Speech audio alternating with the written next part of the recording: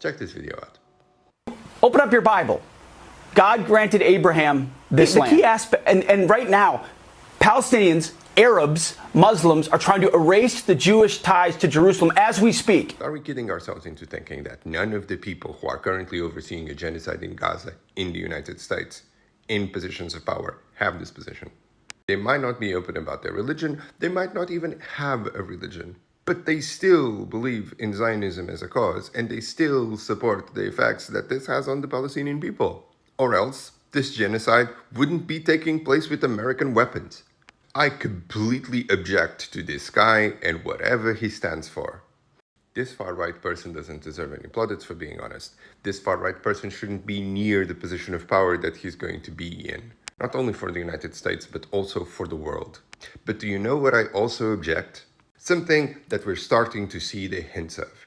For instance, with Elizabeth Warren coming out now, criticizing the Biden administration because of Gaza. And whilst I'm able and willing to accept every person who sees the light when it comes to this, that the genocide should be stopped on the merits of the horrifying violence alone. I take it with a pinch of salt when it comes to politicians.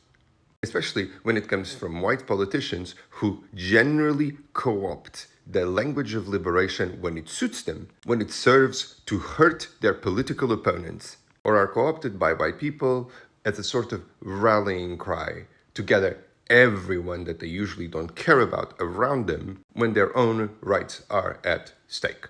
Because I have had this horrendous question in my mind for months now.